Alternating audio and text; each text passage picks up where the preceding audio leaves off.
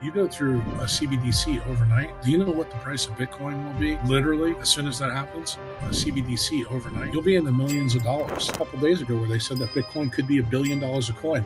Well, let's say that's right. What do you think? I'm being very clear with you here. As a first principle decentralized thinker, Brandon, you tell me why I said we will confiscate Bitcoin.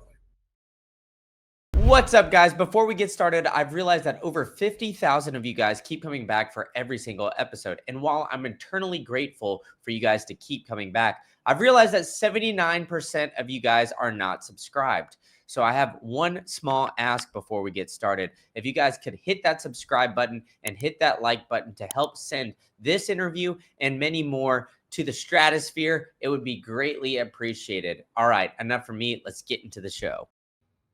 Bing bong. I am back with another edition of the State of Bitcoin podcast, where I've got the man, the myth, the legend, Dr. Jack Kruse in the house, who last time when we had him on, we actually got the episode taken down. So this should be an interesting one, to say the very least. But Dr. Jack, there's a lot going on, including just a recent publication about what came out in the COVID vaccine, and a lot going on with RFK just wanting data to be published about the vaccine. So I'm curious your opinion on the current state of what we've seen in this administration through the first 9-ish months, and where you think it's going.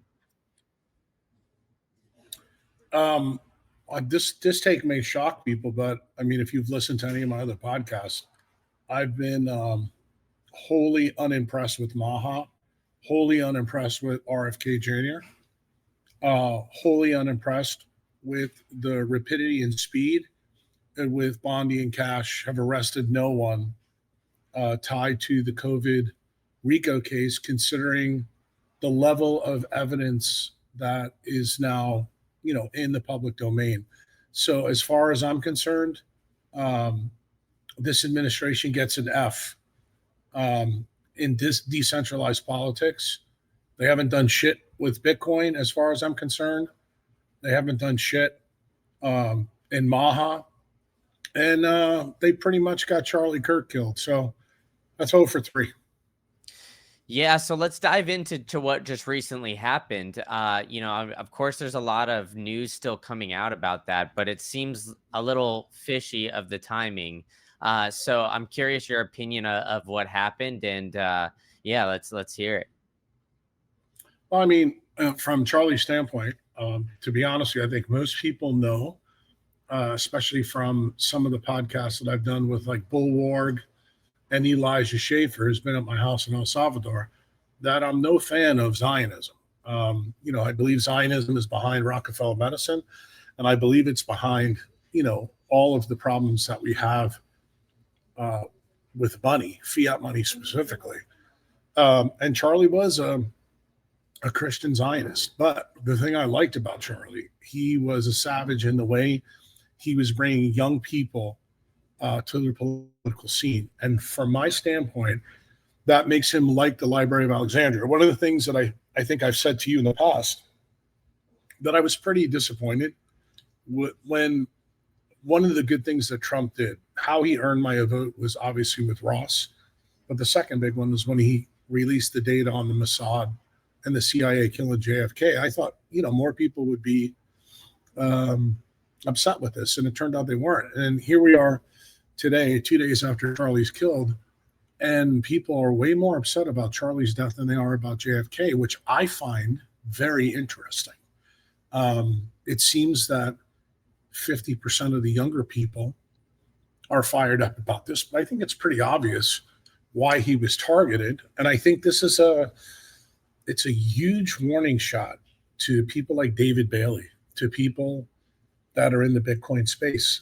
Us having these public parties and these meetings, they're dangerous. I said it to Marty Bent, and I think now maybe some of you guys will get your head out of your ass at 31 years old, that if you are making waves, doesn't matter, even if you're making waves for the MAGA guys, you're now a target.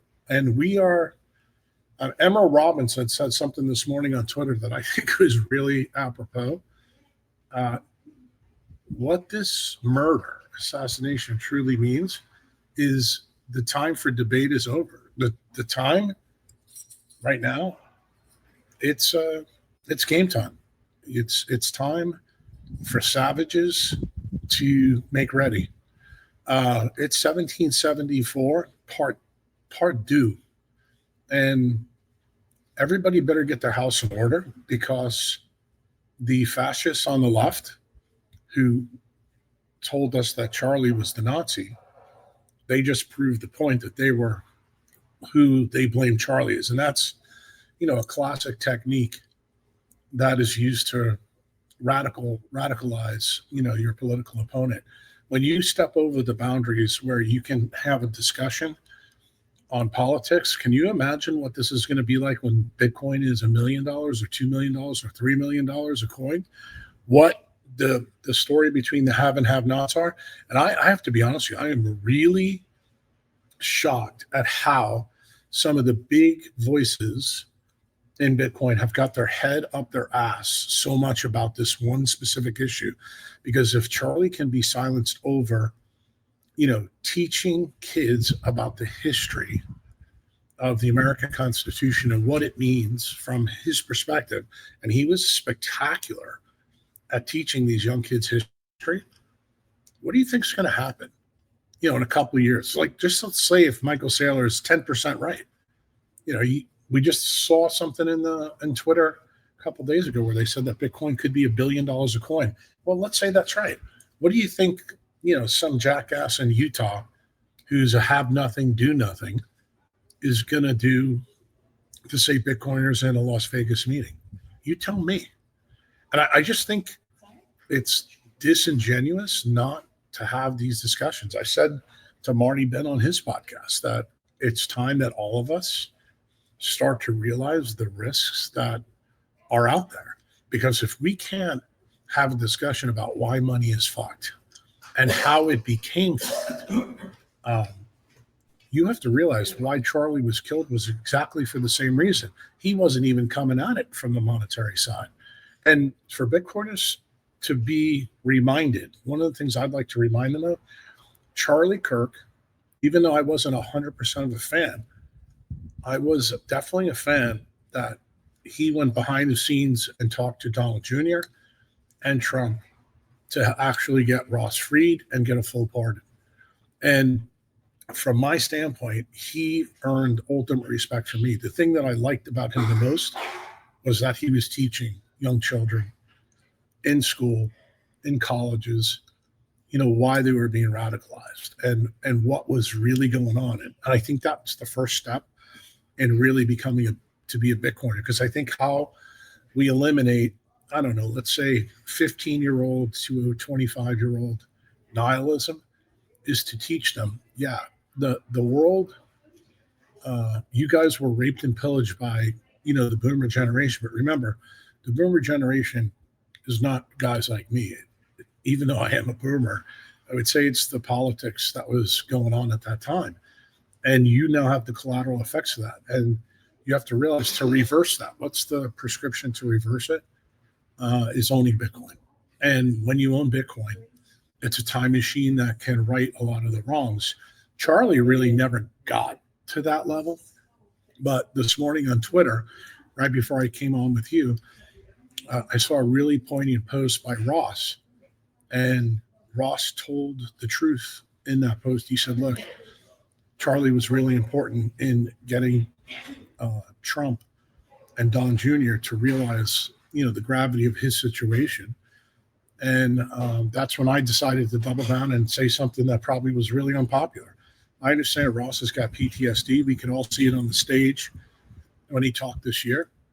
But because Charlie helped Ross get out of jail, I think Ross now has to take up the banner and re-engage and get back in and finish.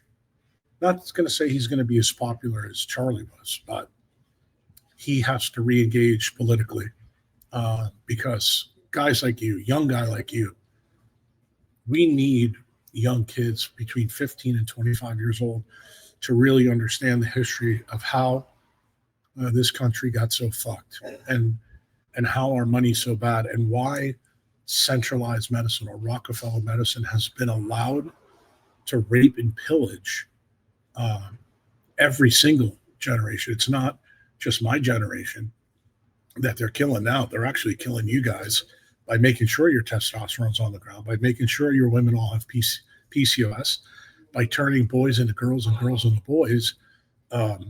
They're doing the same thing now to little kids that they did to Alan Turing to take him out.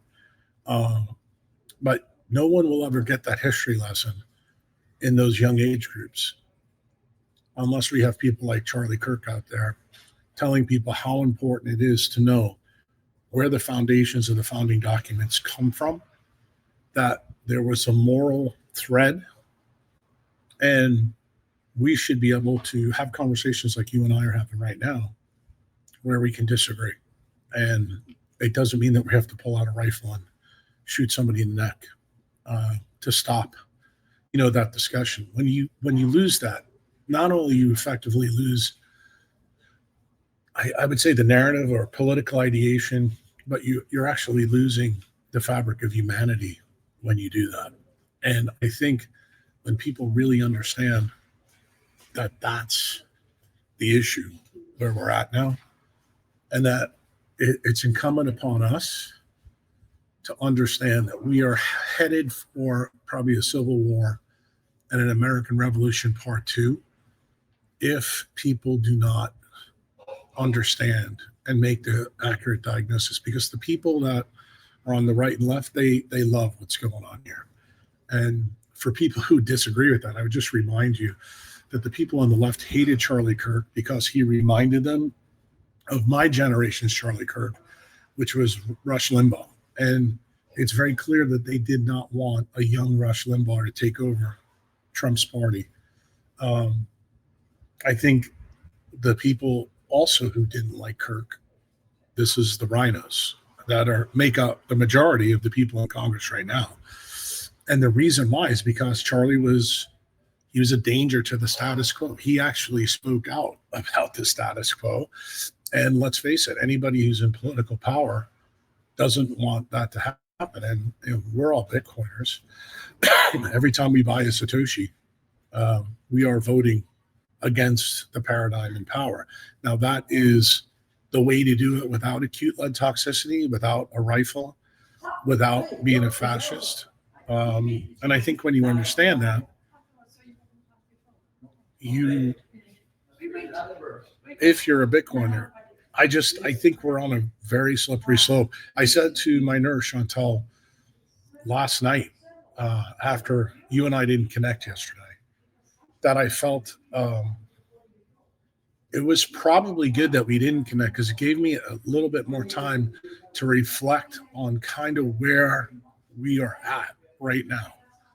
And we are on the precipice of something big, but also something dangerous, because we can go either way here. And I think there's going to be different groups in the country that go different ways. And ultimately, I had a very deep conversation with a couple of Bitcoiners in a clubhouse room 3 or 4 years ago, and they all told me that I was going to get my head cut off and my arms cut off in El Salvador. And one of the things that I realized last night is that those guys are now at bigger risk than I am in El Salvador. And I don't think they realize it. I think where you sit right now, Brandon, you have bigger risks than I do. And I also think that it becomes incumbent upon people like Elijah Schaffer, Emil Robinson, even the jackasses in the media like Shapiro, Candace Owens, Nick Fuentes. You better be ready for what's coming, because I don't think any of you are. Mockingbird Media is now your target. You're not just a target if you have a big mouth on X anymore. Like when you speak out about Bitcoin after Charlie's death, you now have a target on you. And you better be very, very aware that we are now at the level of the have and the have-nots.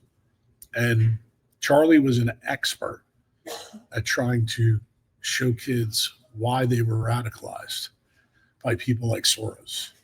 And it was the have and have-not story. That goes all the way back to Anne Ryan's books. And that's before your time, before your generation's time. But my generation knows about, those things. The problem is, me as an old guy, I lived through 1968. I know what the summer of assassinations was like. You guys are just finding that out right now. And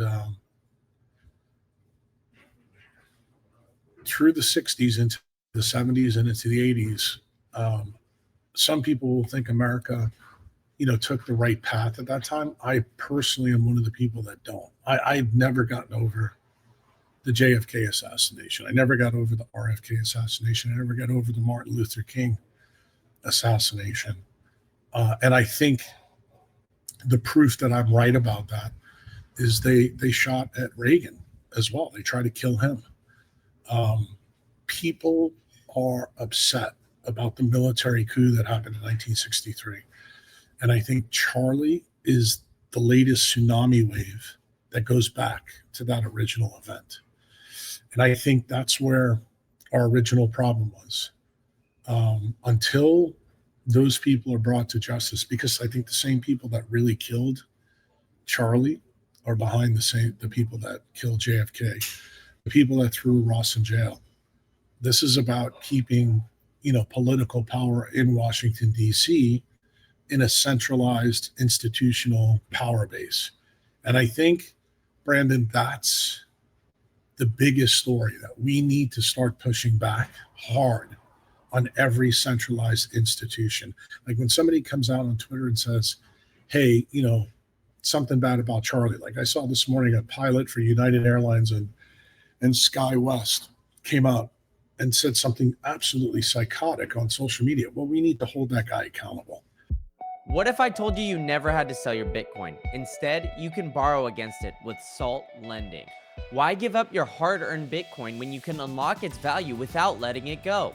With Salt, you get secure Bitcoin collateralized loans with no credit checks, no prepayment fees, and best of all, no rehypothecation. Salt has had 0 customer collateral losses since it launched. Salt was the first platform to offer Bitcoin collateralized loans starting way back in 2016. Today, they offer tailored options for both individuals and businesses. And now introducing Salt Shield, the no liquidation solution. No forced liquidations during the lifetime of your loan when you're enrolled with Salt Shield. This just launched at the Bitcoin conference in Las Vegas, and it is next level peace of mind. For Green Candle listeners only, head to saltlending.com/green-candle for this exclusive offer for your Bitcoin collateralized loan. You can get cash for your Bitcoin today. Salt Lending, secure, trusted, proven. We need to not fly United. We need not to fly SkyWest until they do something. I saw that guy that owned a pet grooming business did the same thing. Same thing holds. Then the worst one was a professor at the University of New Mexico who's a doctor, runs a medical group for Rockefeller Medicine, came out and did the same thing. If doctors who are woke, who are totally centralized, who are harming patients with Rockefeller Medicine, feel brazen enough to come out and support an assassination on social media, that tells you just how bad civilization society is. I mean, we are sick as a species. And I think it's the duty of the decentralized savage to do everything you possibly can to remedy that situation, meaning buy more sats, start making plans for your citadel, start arming up, be ready for what I think you're going to face, Brandon, as a young guy. I may not face it, but I think within 25 years, what happened in 1861 all the way through today, it may be another 100 years of civil, discord and tied to our political divide. But make no mistake, my diagnosis about the political divide probably isn't where Charlie went. My belief is that it's about money. It's about fiat versus Bitcoin. I know that my profession has been destroyed by Rockefeller Medicine. It's axiomatic, but the only way I can do my part, which I tried to do, is I try to teach doctors exactly what Charlie tried to teach your generation about understanding the history of our founding documents and what they meant and why we're in the situation we're in now, because that's the only way you can get people to change. They have to understand why it's happened before they say, you know what, I'm no longer going to participate, in this. Because right now, society is in a big blender, and the media is the propaganda that's mixing this all up. Every single person in the media has blood on their hands, as far as I'm concerned, with Charlie's death. And it's about time some of them realize that. I think Candace Owens, Megyn Kelly, Nick Fuentes, all the people on the left, all the people on MSNBC, they all have blood on their hands. Anybody who says otherwise, I think is wrong. And I think when Edward Bernays wrote the book Propaganda in 1921, and you saw the Nazis use it very effectively, I don't think people understand it's been used way more effectively since then. More people have been killed by Rockefeller medicine than all the wars combined since that book is written. We now have clear evidence from Kevin McKiernan, Jessica Rose, the paper that they just try to get unpublished again about COVID, what the Department of Defense did with those jabs, and truly what your risk is. I'm going to tell you, the bullet that entered Charlie's neck that we all saw on social media, it's just as deadly as the jabs that your Department of Defense gave to each one of you if you took it, and what they're doing to, the vaccine schedule. 72 shots, 3 of which are COVID shots in the first year of life. People are outraged by Charlie's bullet in his neck and seeing his carotid artery severed on live TV. But nobody realizes that every time a pediatrician pushes that injection in the arm, it's the exact same situation for a kid that's 3 months old, 6 months old, 9 months old. And remember, this is happening 25,000 times a month in the United States. Do the math, add it up. I mean, think about, do your history, go back and think about when injections really started. Then do the math every month and see how many people we're talking about. It actually makes you realize the 460,000 people that we lost in World War II, definitely a terrible number.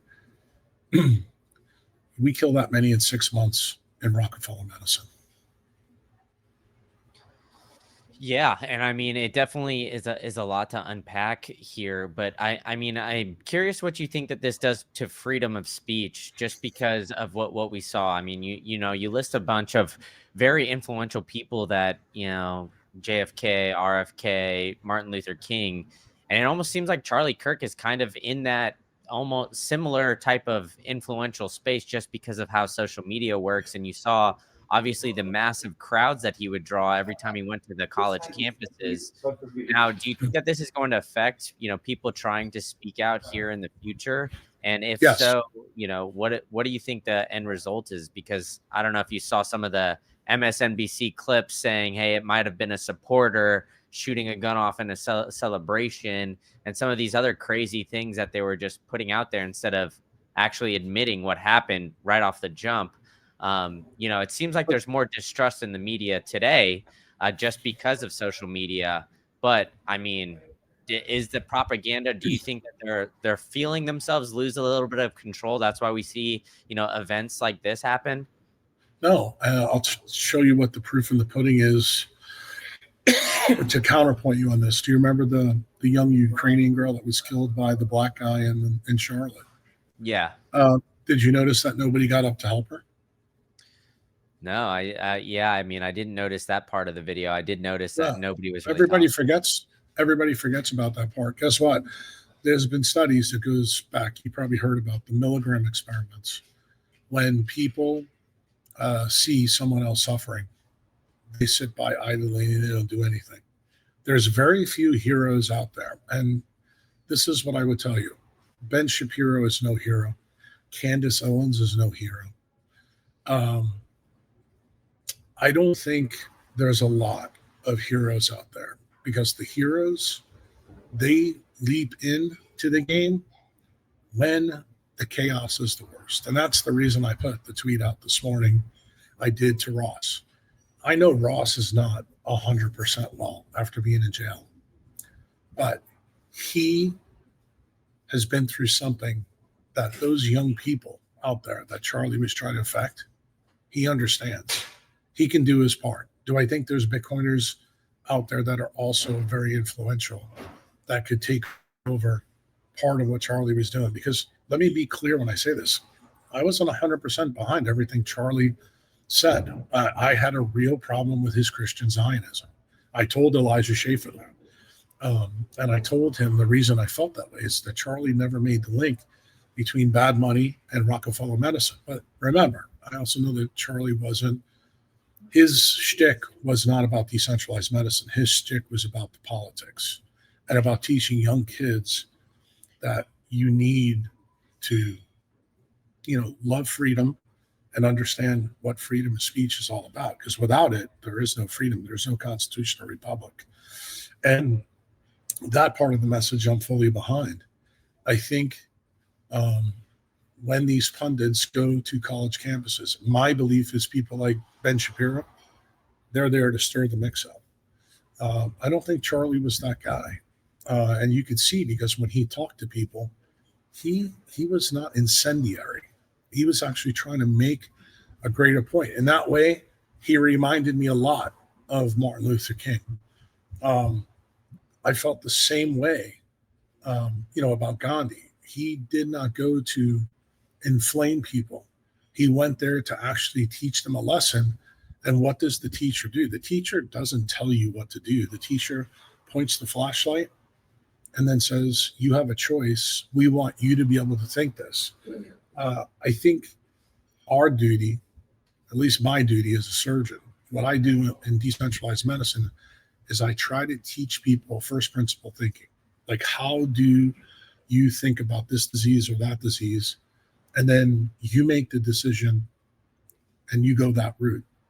I think the same thing has to happen in politics. I think the easiest way to handle politics, and I probably feel easier about this than Charlie did, is just buy Bitcoin. I think the more Bitcoin your generation buys, that is a vote to take the thermodynamic energy away from the Department of Defense, from the Pentagon, from the criminals that are in Washington, D.C., from the criminals that fill the Capitol building. And if you don't think they're criminals, remember, when people in Congress asked for a moment of silence for prayer for Charlie, they vehemently pushed back against that. The same thing happened in the European Parliament in the UK. So these are, I would say, symptoms of the big problem that's present in politics. But where does this distill down? Distills down because money's failing. And I remember when money fails, this is when the people in power realized that their house of cards could fall down. So right now, these are the things that we should expect, Brandon. There probably will be more assassinations.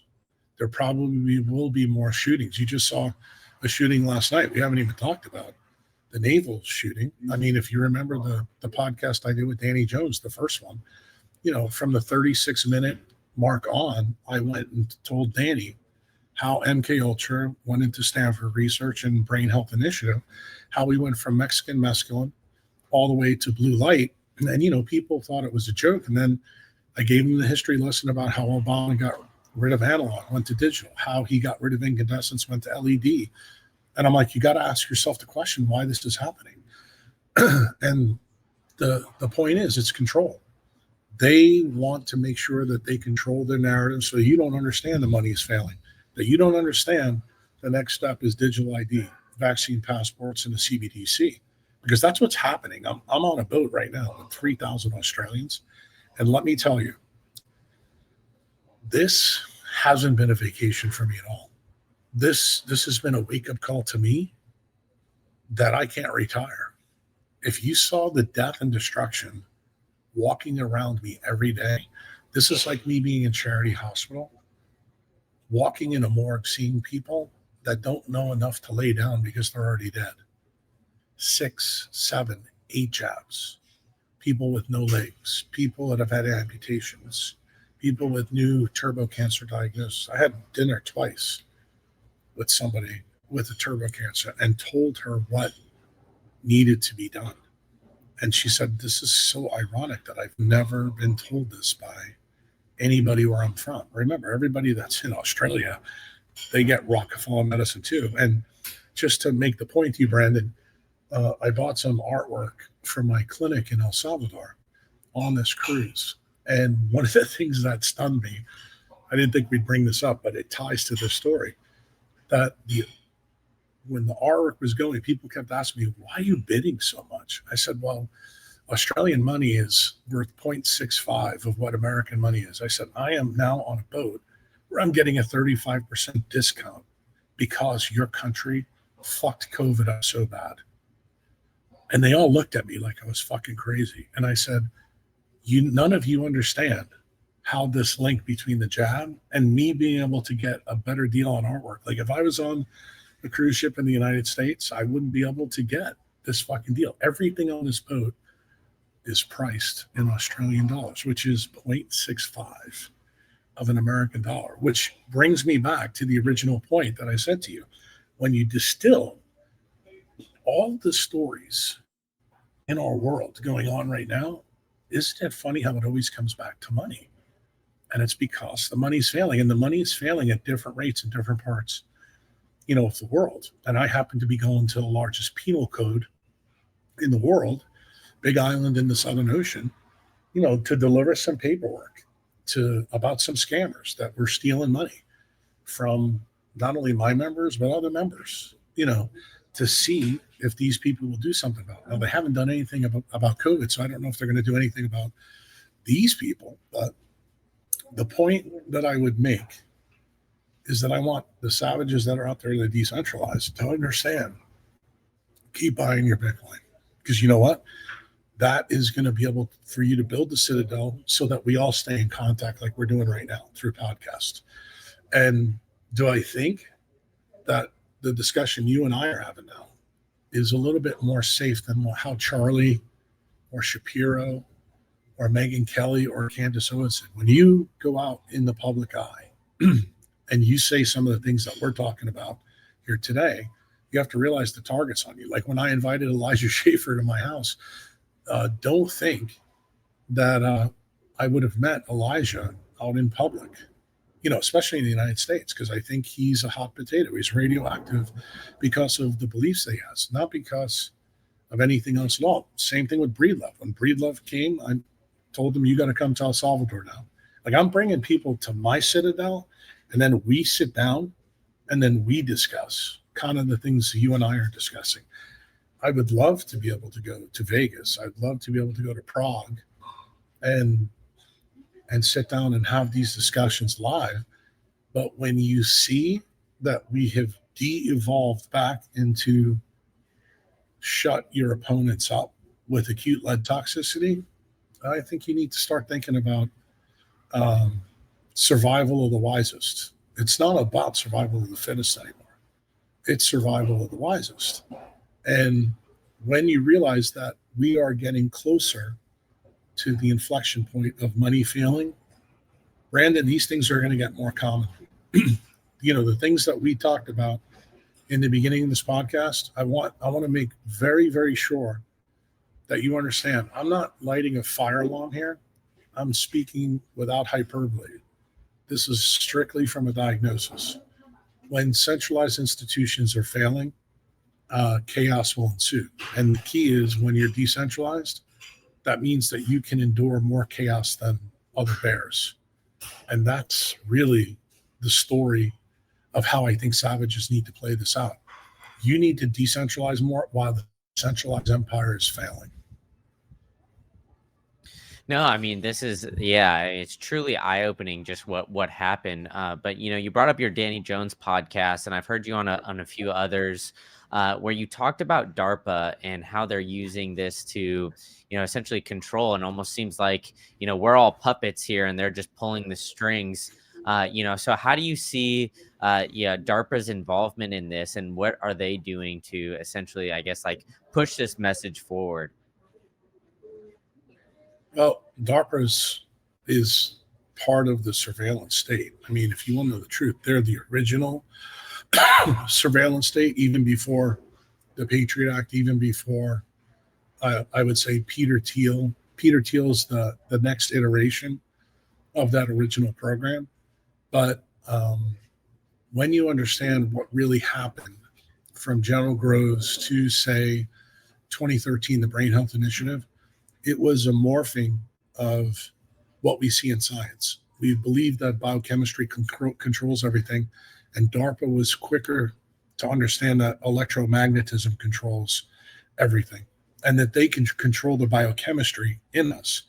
And it turned out, they found out within those biochemical programs which ones were the easiest ones for them to control utilizing the electromagnetic spectrum. And when they found out that light could do it, that actually gave them control over key pathways. The number one pathway was heme proteins.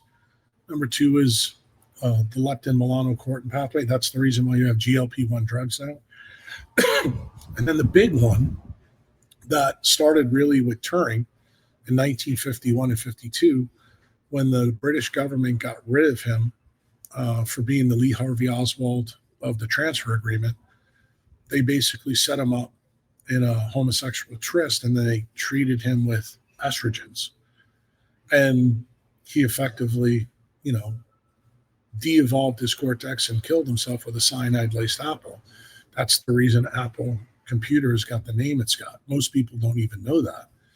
But the point I would say to you is Charlie Kirk was killed because he was talking a lot recently about how Israel, bankers, and this transgender problem really morphed. And what most people don't understand about transgenderism, gay, queer, infertility, they're all linked through one of these heme proteins. It's a heme protein enzyme that actually, you're pretty interested in. And the guy that I think we were supposed to talk to yesterday was interested in. It's what I brought up on Danny Jones' podcast about testosterone. At the end of it, he asked me about testosterone. And I told him, you need to understand that this came from the storing of Turing in 52 and 53. And then MK Ultra studied it. And that pathway, the enzyme pathway specifically, that DARPA looked into was CYP 19A1. And most of you would know that pathway when I use the common name. That's called the aromatase inhibitor pathway. And what that pathway is designed to do is balance estrogens, testosterones, but it does it through quantum spin, through spin that's present on photons. And that's what people don't understand. And what does that do? It affects heme proteins. The heme proteins move their oxidation state. When you're in blue light, the other thing that happens is that you no longer are able, your body is no longer able. The photolithography in your cells is no longer able to tell the quantum spin of red light versus blue light versus purple light. And what does that lead to? It leads to chaos. And what happens when you have chaos in this CYP pathway? That's how you create transgenderism. And who was the first scientist that figured this out before DARPA? This is Rockefeller Medicine. And I posted something yesterday on Twitter to show people where Rockefeller found this out. It was in 1927. So remember, where I took you in Danny's podcast was 1950s onward through 2013. But where did the story first come from? It came from Rockefeller Medicine in 1927. And when they found out that they could use light to control different animals, and the post that I put yesterday was specifically the endocrine system of chickens, rats, and dogs, they then began to study this. And that program gets sucked into DARPA. And where are we now? We now know how to take control of this aromatase pathway and create, the kids that Charlie was out there trying to, teach. And Charlie mistakenly thought that he could reason with people who've had this defect brought onto them about light. And that's, where he made his big mistake. You can't. Once you have this light-induced injury, technically, this injury is just similar to a TBI. No different than when you hit your head against the wall, say, or in a car when you get an accident. And the only way to fix this problem is you have to use light to change the oxidation state. You have to use light to get the quantum spin number back in your tissues. It takes a while to fix it, but they are fixable. What is the ultimate cure for this? Is teaching people how to use the sun properly, because then what happens? You get back to the default state and you can fix these problems. The problem is Rockefeller medicine doesn't want anybody to go back to the default state, because when you are in the pathologic state, you begin to use other medications. In other words, reversing the disease makes you no longer a customer. And that's the ultimate issue with them. They want to make sure that everybody stays a customer and everybody stays controllable. That's how the link is between centralized medicine and DARPA. And DARPA is very interested in controlling masses of people. So that is the reason why Rockefeller medicine has figured out how to do this by using the electromagnetic spectrum. This is the reason why I have said consistently on podcasts that the person that sits highest on the Cantillon effect in the United States is Big Pharma. The point that you brought up before about all the media people and Mockingbird Media, do you understand now why when Obama changed the rules that we could have Big Pharma go back and put commercials on TV, this incentivized Big Pharma to then get the media to work for them. So the media is doing the job of their marketing departments. And I need you to understand how these links there. This is the reason why a guy like Charlie was so devastating to them, because he is telling a message that is exactly opposite what they're trying to sell you. And they want to make sure that none of you understand that there's actually a cure for the problem that's out there. Because if you got that, you can unwind this whole situation. When I sat down with Danny, Danny's a simple guy.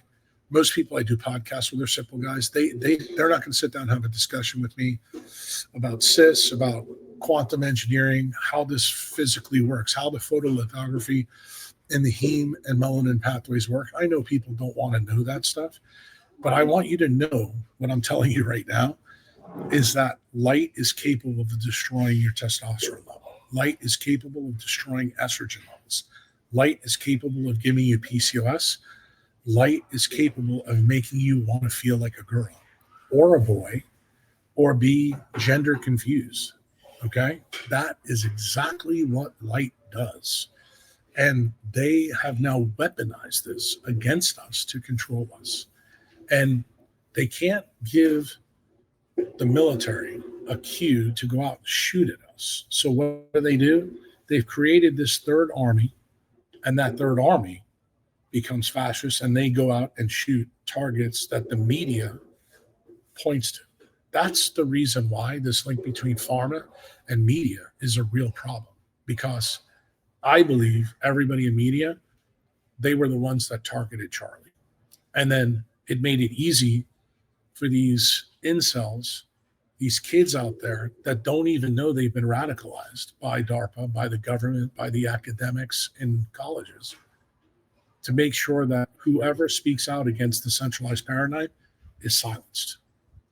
That's kind of where we're at. And that is the, how shall I say, the brain surgery diagnosis that I'm giving you, why this is all happening. And many people will listen to this and think this is hyperbolic. I can tell you, I can give you all the sites. I can give you every single paper that backs up everything I said. I've tried to do it to Huberman, and you saw how he backed out. I knew he'd back out. I told Rick Rubin he'd back out. Why? Because he works for Stanford. Stanford is where all this information was delineated. If you look at the connections in government through Stanford and Harvard are two of the most evil empires for a constitutional republic, but most people don't realize it. They're almost like weaponized armor divisions pointed at the taxpayer right now. And people need to understand that centralized science is being used to harm us. They're not shooting bullets at us like they did to Charlie Kirk. They're shooting vaccines at us and our children. That's their weapon of choice. They're using drugs to do the same thing. They're putting atoms in the drugs that act like chronic lead toxicity that get you sick. They do that through halogens, through bromine, through fluoride.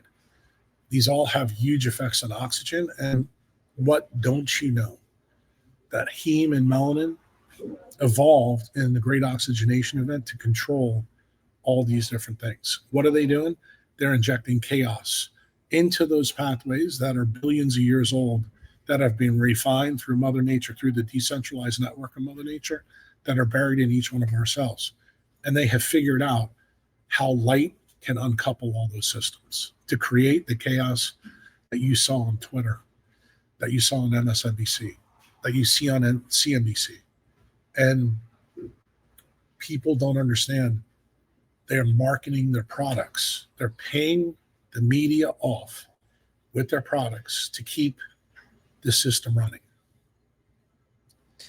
Now, I'm curious how you feel about the, the attempt on Trump's life with all of this, because, there's been some things that have come out following that. There's kind of a mixed opinion. And it seems like after that happened, it essentially just kind of got swept under the rug about, a month or so later. Very few people kind of talked about it until this happened here, with Charlie. So, what's your opinion on that? And following that, there's you're talking about now big pharma being able to, market on these traditional media outlets. RFK has been making a push to go against that. So I know that, nothing has been finalized, but do you think that that is a step in the right direction? Yeah, I think it is a step in the right direction, but I think you're going to see people like Susie Wiles and Bill Cassidy, Sanders, Warren, all the people that shot Charlie Kirk. Those are all the people that are speaking out against RFK. And I have a sense that if Bobby doesn't get taken out politically, he's going to be shot like his father was. He'd be the next guy that I think will be taken out by the cartel, if you want to know the truth. And I don't say this lightly, but I think they're doing everything in their power right now to silence him. Do I think Bobby knows how to take it apart? Yes, but I need guys like you to understand that people in power have put Amber around Bobby. I think the most powerful thing that's happened this week, that was a predecessor to both Charlie and what's going to happen to Bobby, is the testimony of Aaron Siri to Senator Ron Johnson. If you go and listen to what Aaron said this week, he is the one guy who's a lawyer now in the political scene that has made a very accurate diagnosis of what's going on. And I believe that that will be the pretense that Biden will use to try to get and take apart the bioweapon program that is the CDC and FDA's baby for DARPA. Do I think that Bobby's going to be successful? Not as long as Susie Wiles is the chief of staff for Trump. Why? You need to understand who Susie is. Susie is the front man in the rock band of Big Pharma, and she is a vaccinator. She is 100% on that program, just as Bill Cassidy is. And I happen to know Bill Cassidy quite well. He used to be my senator, and he's a gastroenterologist. He's the same type of doctor that Andy Wakefield was. And he knows that Wakefield was correct about the MMR vaccine, about how it changes things in the gut. But he is making millions of dollars, not only to hold the seat, to do the bidding of the criminals in Big Pharma, but when he leaves Congress, I guarantee you he's going to be one of their biggest lobbyists that they'll have. Why? Because he's doing everything in his power right now. Bernie Sanders, another one, $23 million. Remember what we say in Bitcoin, my friend. Incentives dictate outcomes. Well, not only did they dictate outcomes, they also dictate behavior. These things that Senator Ron Johnson's putting out in front of all of you young people, because I don't think you realize what you're seeing. They're outing the traitors who killed Charlie. every single day. That's Elizabeth Warren. That's Bernie Sanders. That's, Crowder. I mean, there's so many of them. Tom Cotton, who's, head of intelligence committee in the Senate. He's one of the biggest criminals in Congress. He basically does the bidding for the CIA and the FBI. I will remind you, Brandon, when we speak today, it's September 12th. How many people has Bondi or Cash arrested tied to the RICO investigation with COVID? Don't we now have emails floating all over X that show that Luc Montagnier was right about Fauci and about Barrick, that they put HIV proteins in?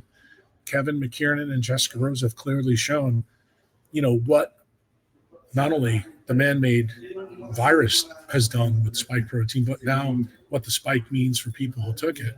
Like, there's no longer any mystery. Like what you and I are talking about now, maybe 2 years ago, okay, maybe we're right. We don't know. We don't have the science. Well, now we have it. It's out there. And let me ask you a question, Brandon.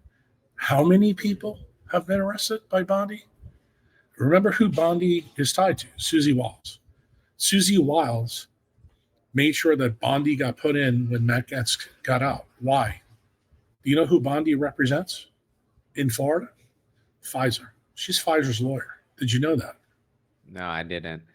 That's the reason why she's got the position she's got.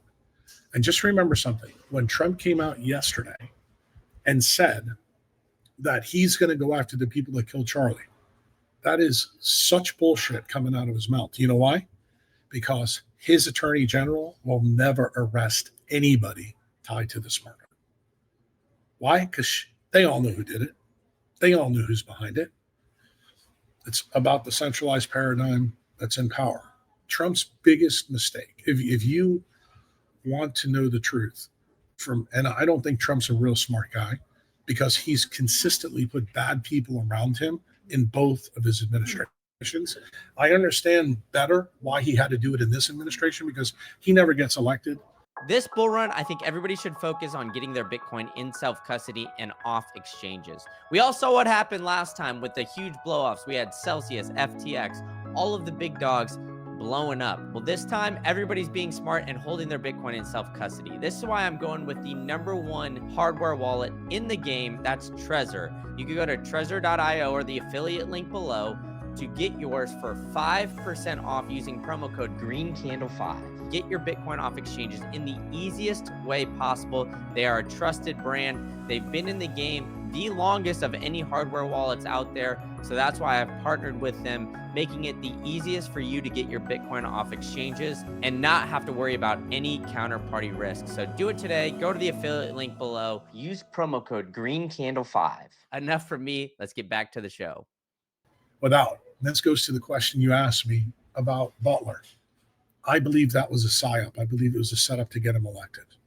And do I believe the architect behind that was someone like Wiles, someone that knew they could control? Do I think that Pfizer, Rockefeller Medicine knew that they could control Trump if they put him in and basically made him very crystal clear aware of what their agenda was, that he was going to talk, that he was president Operation Warp Speed, which he's done.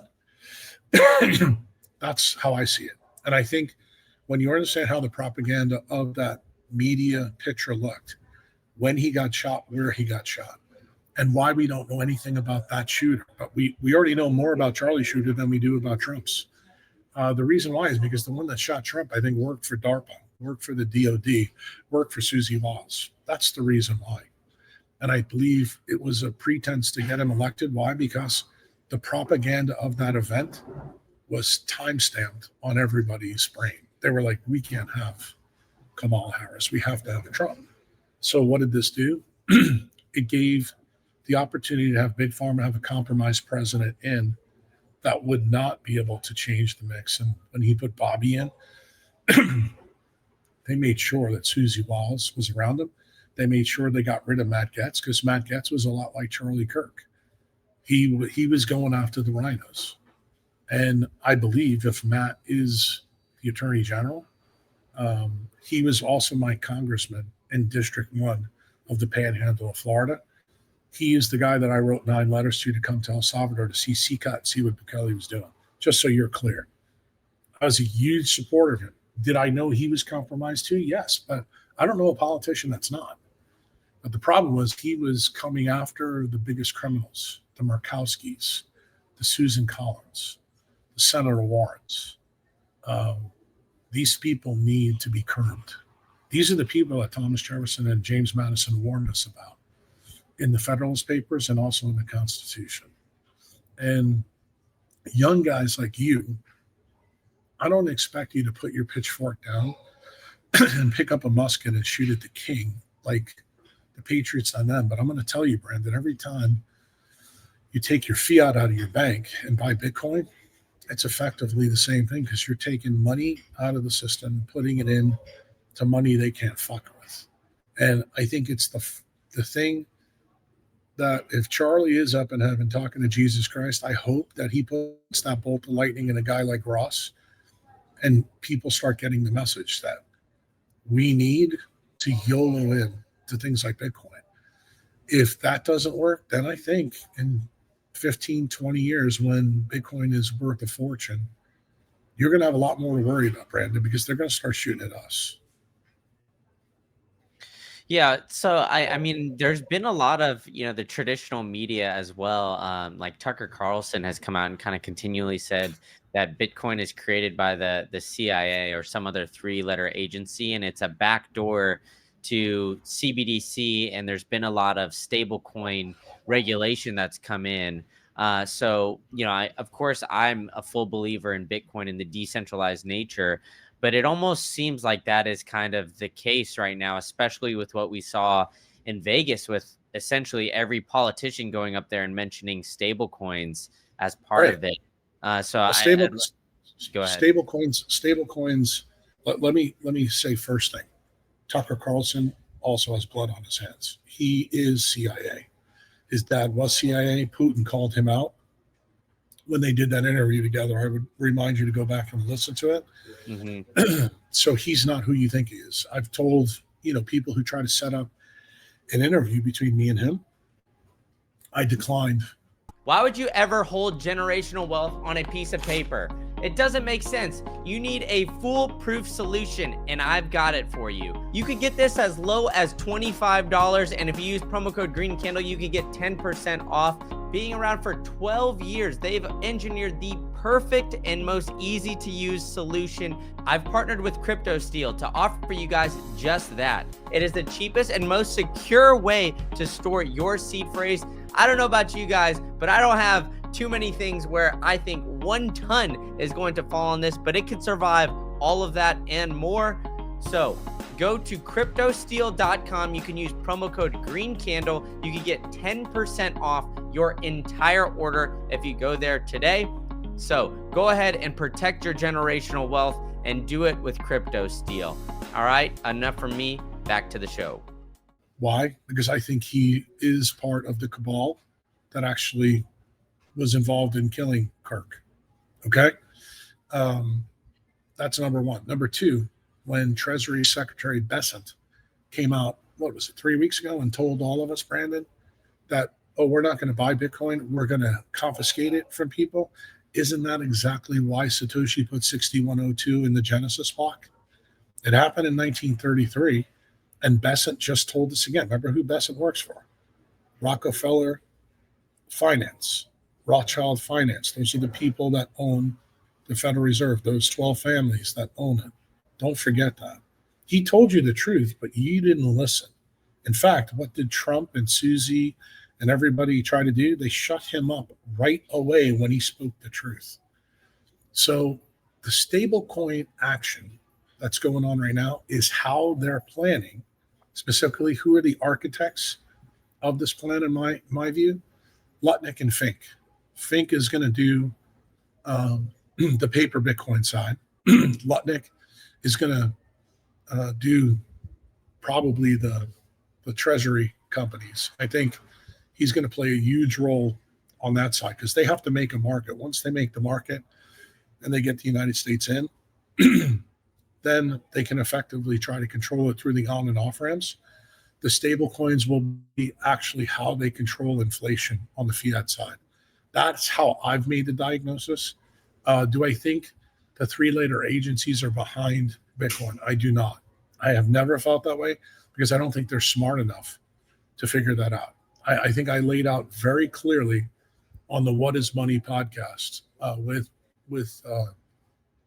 Breedlove exactly how Bitcoin came to be. It was a mistake. Okay, the architects of it let it go and become open sourced, and this was the greatest mistake, I think, in human history.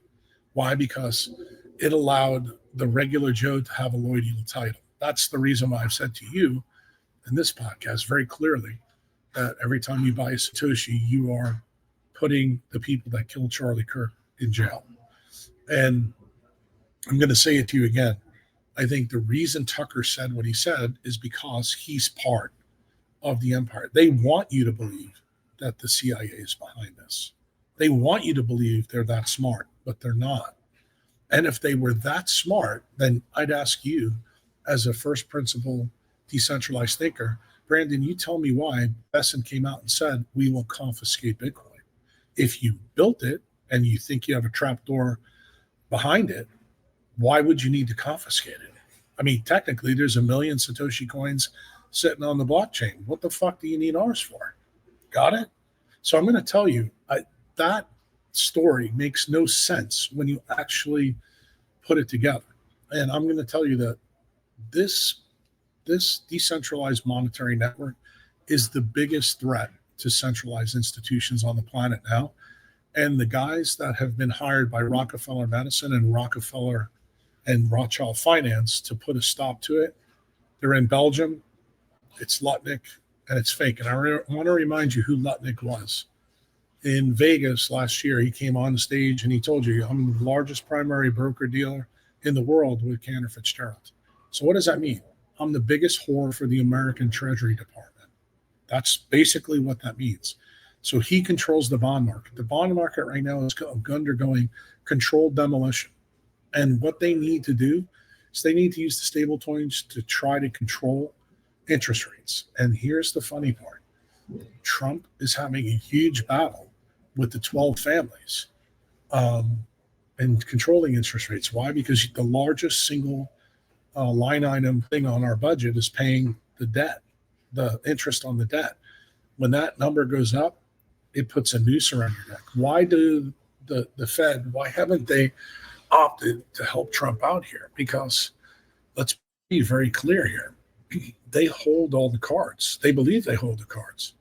The number one thing that they don't hold is Bitcoin. And if fiat money was truly to fail overnight, the only people that would survive that tsunami event are people that are orange pilled, people that even own a small amount of Bitcoin. The problem is, if that truly happened and we did get to hyperinflation or say a deflationary spiral, that spiral, it would also take out the Rockefellers and Rothschilds. So they're not wanting to go that route. That's the reason why they're trying to morph into the CBDC, which is what's happening in the Commonwealth countries. The BRICS countries are trying to do the gold angle, but gold compared to Bitcoin is like, I don't know, comparing the 1927 Yankees to the 2025 Yankees. It's just not even a comparison. And I think when you begin to understand that, Lutnick and Fink are lining up to basically control and make a market so that the United States. This bull run, I'm looking for ways to stack Bitcoin in my sleep, and mining has always caught my eye. I've partnered with the guys over at Simple Mining to help you do just that. I don't recommend anything that I don't use personally, so I've got a machine up and running with them right this second. And they've even opened the facility up so anyone can go and visit. They manage over 15,000 machines for 500 clients, handling all of the maintenance and repairs so you don't have to. And for the Green Candle listeners, they're giving an exclusive offer. all the repairs for the first year for free. So if you've been thinking about mining, head on over to simplemining.io/greencandle to get this exclusive offer and learn about the potential tax benefits that you can get from mining with Simple Mining. All right, enough from me. Let's get back to the show. Stays above the BRICS country, stays above China, stays above the fray. And what eventually they do is they do a controlled demolition of the U.S. Treasury market and install Bitcoin. Do I think that's going to happen over the next 25, 30 years? Yeah. Do I think that Bitcoin needs the United States in this game? No. The United States Treasury market needs Bitcoin more than Bitcoiners need American government. And that's also why I sent a tweet out today, basically telling David Bailey, wake the fuck up. You got to stop kissing their ass, dude. I mean, and I understand why he's doing it, because he thinks the easiest path is to get Trump to do what they want him to do. Well, guess what? The guy that likely would carry the torch of Trump's legacy just got shot in his carotid artery on the left side. And that was a pretty good warning shot to Trump. If you persist and continue on doing what you're doing, we will take out other people. And that's why I think the next person likely to go is Bobby. Why? Because what's the biggest quintillion effect in the world right now? It's big pharma. It's not even close. I think all the other stuff, the stuff that you saw with Casey and Callie Means, how they tried to morph everything to Fruit Loops and, red dye number 4, that was the original first 6 months plan to put Bobby and Amber. And you saw how violently I responded to that. I mean, to this day, I am still pissed off at Bobby for doing what he did and allowing Nicole to get sidelined by Susie Wiles. But what I saw the last couple of weeks, when I saw Aaron Siri deliver nuclear bomb after nuclear bomb in that Senate testimony, I was like, okay, we may have a shot here, but we have to subtract out all the superfluous and focus in on. Do I think that what Aaron said and the video of Charlie's carotid artery expelling liters of blood are related? I do. I believe they are related. And I believe this is a warning shot to Trump's legacy and Trump's team that these guys are not going to go down without a fight. They're not. Yeah, and it seems like that fight is just ramping up here, and it's, they're getting more creative with how they're looking at the control factor of it all. So how do you see this, I guess, developing over time? And do you think that it's just going to get worse under the ruse that, hey, you know what, we're actually here to help you? Because it seems like that's kind of the overall narrative. That's why, Trump was elected this go around, was, okay, you know what, we're going to drain the swamp, kind of similar to his last narrative. What you're describing is it's really not the case. It's just kind of a backdoor. Yeah, I would tell you, I on the political side, I probably got as political as I'm ever going to get, probably in the last 2 or 3 years. But I did that really because of COVID, not because of anything else. I believe that COVID was a compliance test for a coming economic reset. I believe that Team Trump was better able to handle that reset than the side that would have been Kamala and Walz. I think you would have gotten absolute anarchy and communism, a la Venezuela, after probably one midterm election under them. And I still think that the United States, people live in the United States, they don't realize how close you are to fascism and communism right now. I think most of you young kids, you think you're smarter than you are. I think if Trump does not get the U.S. Treasury market backed by Bitcoin before the midterm election, you have a duty as a patriot. Brandon, you're going to have to bail on your country. You're going to have to go somewhere else, and you're going to have to, lick your wounds and then we're going to have to come back and fight for our country down the road. But I'm going to be very clear about this. Let me tell you the flip side of this. Why Bitcoiners still don't lose in the opposite effect. Say we do get Kamala and Tim Walz or a version of that, through the midterms. You go through a CBDC overnight. Do you know what the price of Bitcoin will be? Literally, as soon as that happens, you'll be in the millions of dollars. You'll actually have money implode. You'll get a CBDC. Everybody will be on UBI, but Bitcoin will be $1 million, $2 million, $3 million. Do you know what that does then? That creates guys like Max Kaiser are sitting on 10,000 coins. They become as powerful as the U.S. military. They'll be able to hire armies. Marty Bent, I said this to Marty Bent, and I'm saying it to you. There's going to be a group of us that don't think we're going to take this sitting on the chin. We are going to be faced with the decision that the people in the colonies were faced with in 1774. Look, we're just farmers. We just want to live. We're not really into fighting, but we will put our pitchforks down and we will shoot at the king, whoever the king is at that time. Do I think that we're headed to that civil war? Do I think we're headed to American Revolution 2.0? Yeah, I believe that. And I think Emma Robinson's tweet also says that. I think it was very interesting, her being, as part of Lindell News Network and her boss, who is basically shit on by the government. You're getting her to say something really accurate. She's not Mockingbird Media. She's telling you the truth. Remember, that's what our founding fathers really wanted. Same thing I feel about Elijah Schaffer. I think, he's hyperbolic on certain things, but there's a lot of things he's pretty accurate on.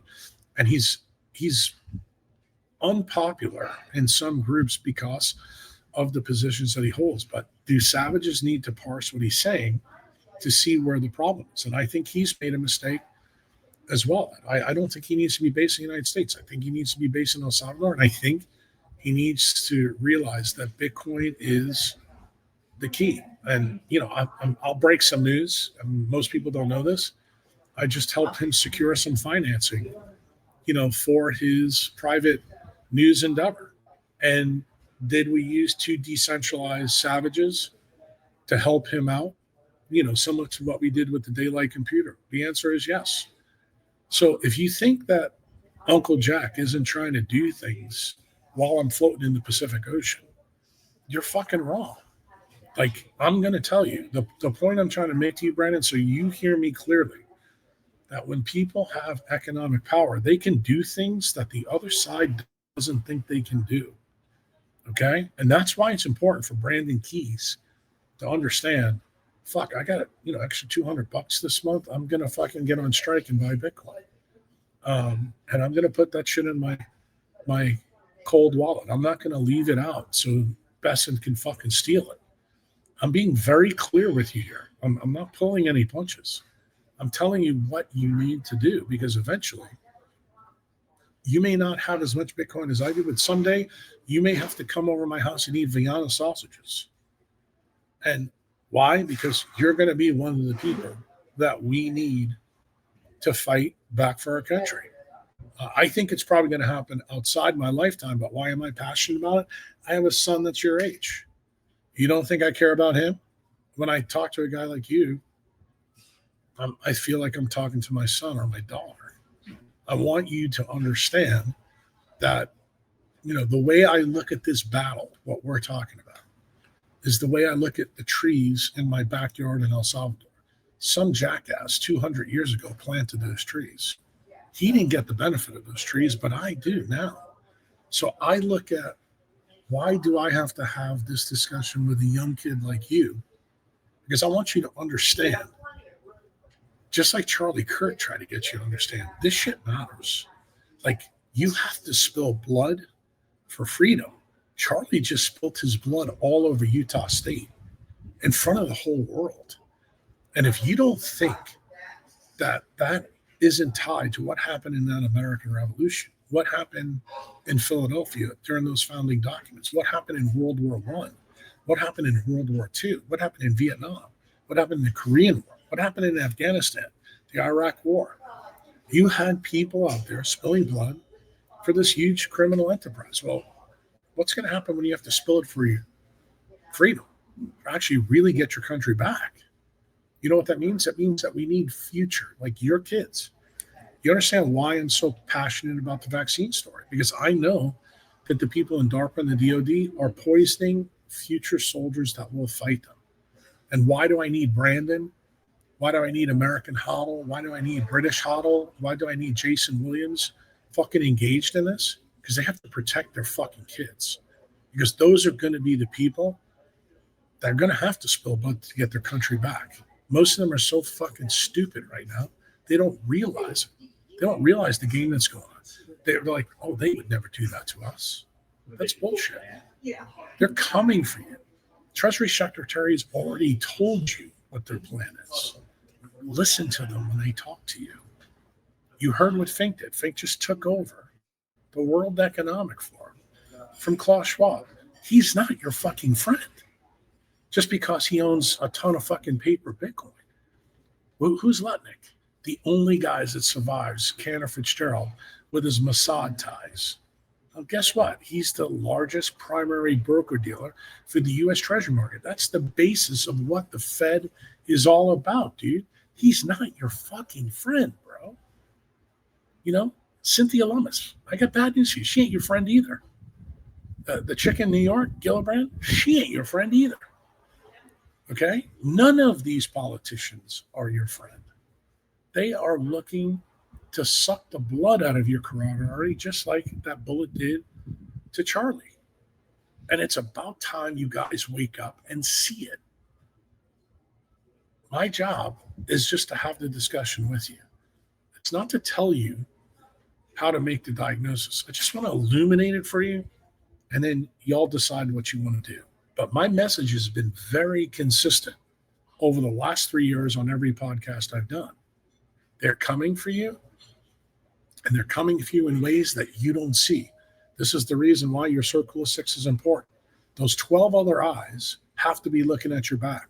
You don't think it would have been beneficial for Charlie to have 6 other people around him at that time? To see the guy on the roof? To be there? Not to be the guy that's signaling, okay, now's the time to take the shot? Dude, that's what I'm talking about. That's what Bitcoiners have to be for each other. We don't have to like each other.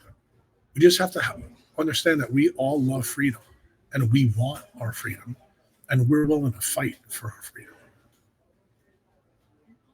Yeah, I mean, you've been very consistent with your messaging. I mean, that's why I'm sitting here today rocking these blue light blockers from Chroma here. So, you've definitely helped with my journey on that perspective. But I'm curious your opinion. You know, you named a lot of influential political figures, but one you didn't mention is Michael Saylor. Now, he's obviously got the biggest publicly traded Bitcoin balance sheet there is, and he's been very influential. He's been in rooms with all of these guys. So I'm curious kind of your opinion on him and his potential involvement with this, because there's a lot of theories out there with what we just saw with Intel, the US government taking up 10% of Intel, that could potentially happen with MicroStrategy. And essentially Strategy has just been buying Bitcoin for the US government to quote unquote like seize over time. Yeah, that's what I believe. And I've believed that since I had a dinner with Saylor over a year ago now in Prague. It goes all the way back. There's another influential Bitcoiner that you may have on who can verify the story. That was Parker Lewis.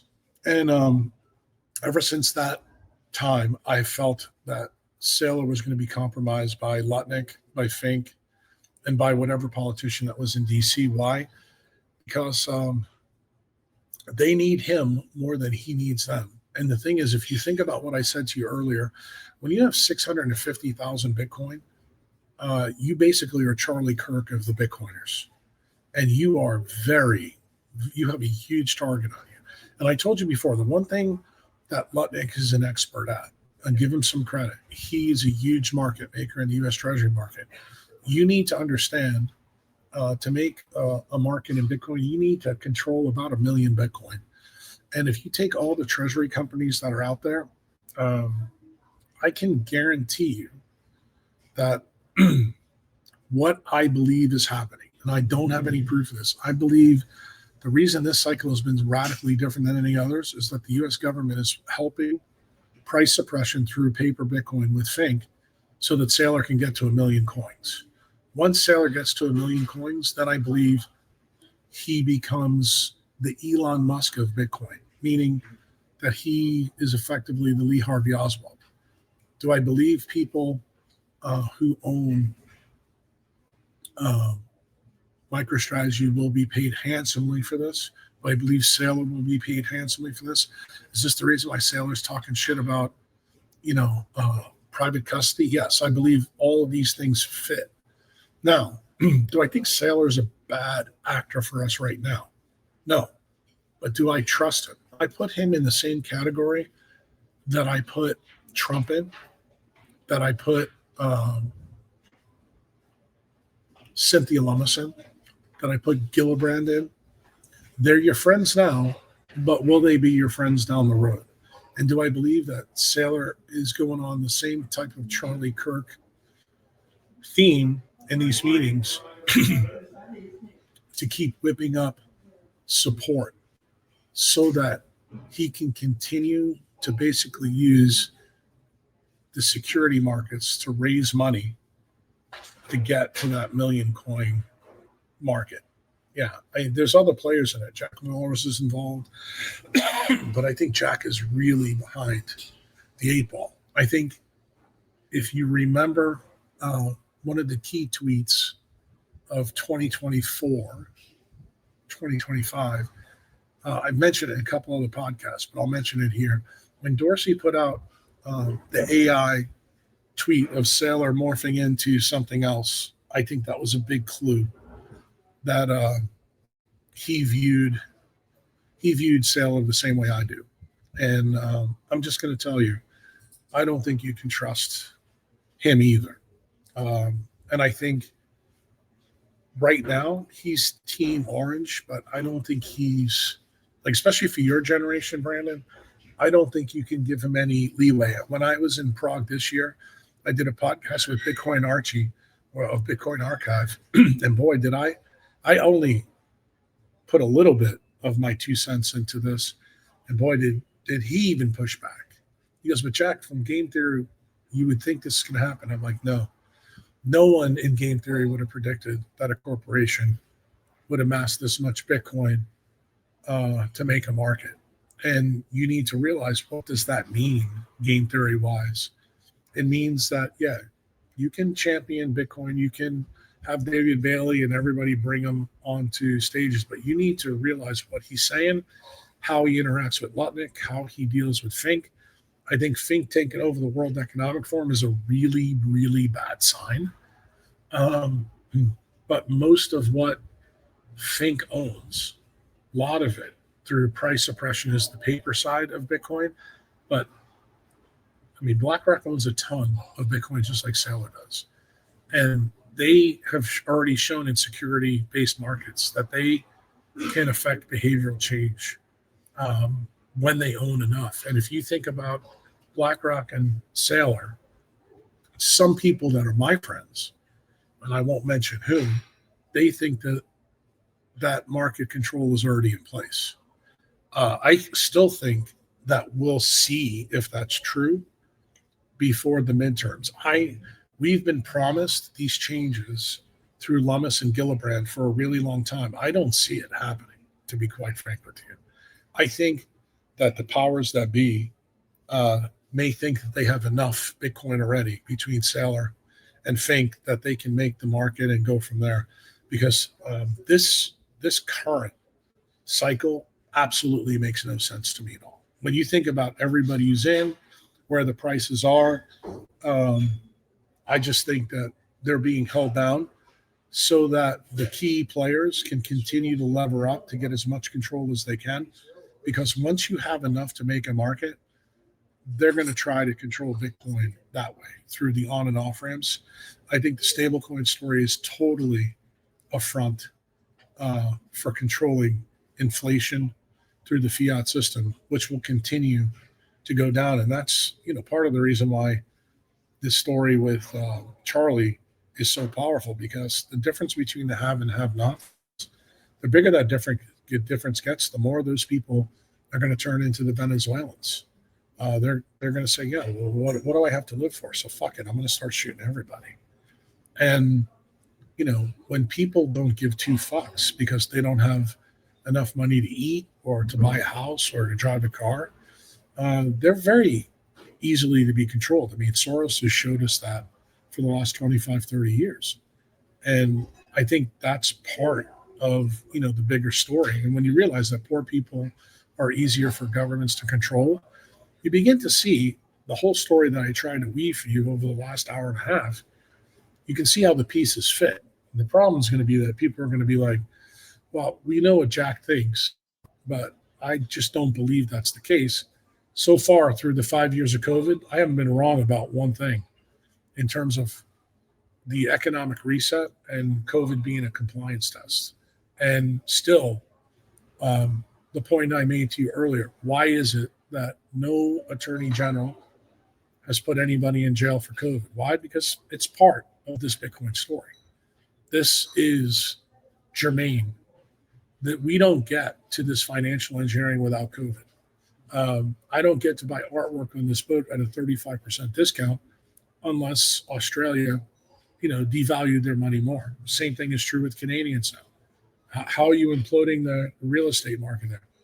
I mean, you've got Trudeau and Carney devaluing their money at a faster rate than us. Who's the real problem for the people in the United States? Well, Iran and France. I shouldn't say France, but Russia. Why? What is Russia trying to do? We stole their gold in the beginning of this. And then everybody said, okay, let's implode them. You can't implode them. They actually have done better since we stole their gold. And they have natural resources, so they can make a new market and sell their sell their oil for gold and Bitcoin. And yet you keep hearing the rhetoric out about the right and left of the United States that Russia's the problem, Russia's the problem, Russia's the problem. Russia's not the problem. Russia's actually showing you that you need to have another outcome to the fiat system. That's really what's happening. And I think the real diagnosticians out there will pay attention to this. This is probably the most important thing I'll tell you in this podcast. You heard the story from Netanyahu and Trump that we needed to get rid of the nuclear threat in Iran. And what did we find out when we dropped that bunker bomb in Israel? What was the number one thing? We didn't find any radioactivity. You know what we found? The hash rate of Bitcoin dropped quite significant amount when that bunker bomb went in there. Do you know what Iran was really doing in those bunkers? That fucking mining Bitcoin. And guess what? I'll remind you what the name of the street is in Tel Aviv. It's called Rothschild Drive. What is JP Morgan and Chase, Jamie Dimon, all about? That's a Rockefeller institution. Guess what? Nobody wants to see Russia or Iran involved in either gold or Bitcoin. Why? Because it's an out card to what they're eventually trying to get, which is a CBDC, which is vaccine passports. Don't think that this problem isn't an epidemic on the Trump side. Remember what Kristi Noem tried to pull on us? Oh, we need digital IDs. Oh, dude, she ain't your friend either. So you need to understand that all these stories, all the things that we're talking about, these are bits and pieces of the diagnosis. But where does all this lead, Brandon? Money. Money you can't fuck with. Orange money. That's where you need to be.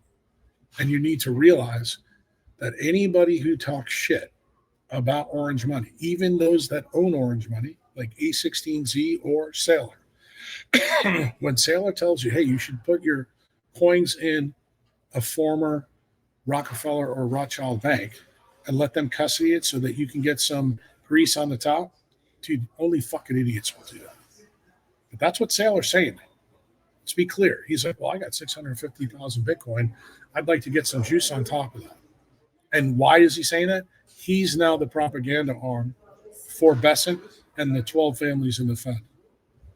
They're coming for your Bitcoin. If you don't self-custody, you're an idiot. And what did you just hear about in the last 48 hours in the United States? That the United States now I mean, Marty Bent put a tweet out this morning, said they are coming to make sure they can go after self-custody.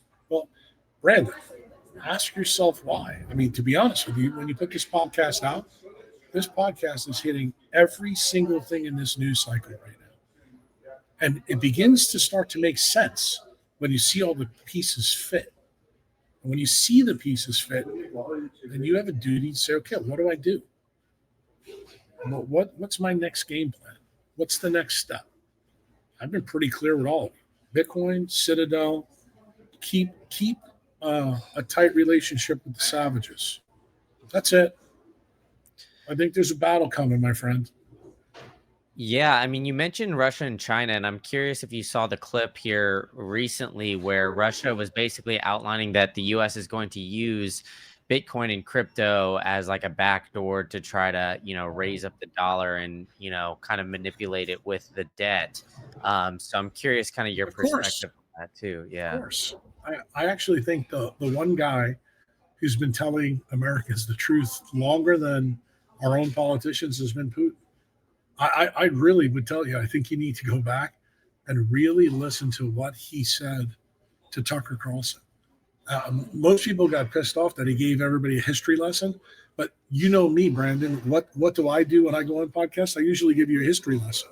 Mm-hmm. And the reason why I believe when you teach people history, it makes it easier for them to be a first principle thinker and think about it. What Putin is asking you to do, we all know that Putin's a bad guy.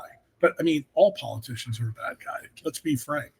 So what I'm saying to you, he's pointing out, just like Gaddafi did, the key problem is money. And when you understand it's the money and you understand who's behind the monetary system, then all of a sudden, all these crazy things going on in our world actually become really easy to understand. They're not really difficult. They try to bring all these other things out to confuse you so that you don't see the target. What I'd say to you in biology, what sunlight does, it increases the signal in tissues, okay? Blue light increases the noise. So what I'm saying to you clearly in this podcast, hey, can we get this plugged in so I can get some more juice? Thank you. Appreciate it. Plug right there. Oh, looks like the bar's open. There we go. So now I got electricity. Thank you. Yeah, it's great. Thank you. So the point that I would try to make to you, I forgot where I was going with this. It was about blue light. Blue light increases the noise and reduces the signal, and that's what makes us sick.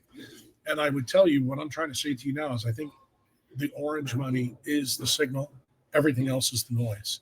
And I really want young guys like you to focus in on that. And then I think when you see the world through that perspective, you can cut through a lot of the bullshit, like the stuff that we all get inflamed about. Let's face it, none of us are really happy about what happened to Charlie. And I think the people that have glee about Charlie just realize they actually did us a favor because now we know who our enemies are. There is a benefit in chaos. And the benefit is, who's not on your team. I would just tell you that the counterintelligence that, we're talking about, Besant, Fink, Lutnick, and Saylor, and some of the other treasury companies, just pay attention to them. All I'm saying to you is, I'm not saying to you that they're bad guys. I just don't fucking trust them. And I don't think that's a bad thing as a Bitcoiner to say. I mean, Bitcoin doesn't need fucking governments. Governments need Bitcoin. And I think Max Kaiser has been making that case since fucking, the great financial crisis. And I think some of the wisdom that Max has brought to the masses has been lost because, he's a showman. And a lot of people get lost in that signal to noise. But Max has been spot on, and he knows how the street works. And you have to be, I wish people would talk to Max more about what he knows about Lutnick and what happened, at 9/11 and how people profited in Cantor Fitzgerald from those trades from the airline stocks. I think when you actually understand that history, then you'll understand why I've always been an anti-Lutnick guy, because he knew that Israel and the Mossad were taking down the towers on 9/11. And, with 9/11 being, the 24th anniversary yesterday, I think it's precedent that we even talk about that. I mean, I've already told you that I thought the Butler shot was a psyop, but I think 9/11 was a psyop. And we just heard politicians come out and say they want to strengthen the Patriot Act to go after Bitcoin. They are now trying to activate or reactivate what Meyer Lansky told David Shum, that the Munitions Act had cryptography in it after World War II. So what did Marty just tweet about? The government's warning us again that cryptography is the enemy of the centralized state. And they're right, it is. So anybody who starts to talk about decreasing the power of this decentralized network, I believe you have to look at with a queer eye. And I've had a queer eye for Saylor now for 14 months. Doesn't mean I wouldn't have dinner with Saylor. I wouldn't talk to him. Wouldn't even talk to him about this. I think I'm such a small fish in his ocean that it doesn't matter. But what does matter, I feel like I have a duty to say what I'm saying to you. Kind of like Charlie Kirk had a duty to say what he said to college kids on the campus, that, look, you may think that Saylor is 100% all good. I don't. I think there's risks. And I want you to make sure you protect it. I think the way you protect from Saylor's rhetoric is very simple. Self-custody, no matter what. I don't care if you have 1 Bitcoin, a part of a Bitcoin, 50 Bitcoin, 100 Bitcoin, or 10,000. Just self-custody. And I think the way in which you self-custody has to be solid. Am I now concerned that some of the people that have self-custody, say, in the United States, may have risks because of what Besson has said? Yes, I'm worried about that now. And I don't think enough people are talking about that. I think more people need to talk about that and what it really means. Do I think that we'll ever hear that at a David Bailey-sponsored event? I don't know. He's become a little bit too comfortable for me with too many politicians, because he thinks that the easiest path to get to hyper-Bitcoinization is with the politicians' help. Color me as one of those Bitcoiners that doesn't believe that line of thinking. Yeah, I mean, I definitely think that it's, it getting involved with the politicians is always a dangerous game, and I've always had my guard up with it. And I love how you're breaking it all down here, Dr. Jack, and you've opened my eyes to a lot of things that give me a lot to think about, to say the very least, from this conversation. So I appreciate you coming on the show again, following while you're on a cruise. So why don't you give us some last parting words here as to, what people can do outside of buying Bitcoin to kind of help rebel and be the savages that we all can be. I'll make it very simple to you. 2021, after Dorsey left the stage and he came to hang out with my VIP members, I asked Dorsey this one question. I said, Jack, what do you need me to do to help you, going forward? He goes, just keep doing what you're doing. Decentralize everything about yourself. Decentralize your tribe, your network, your friends. Be consistent.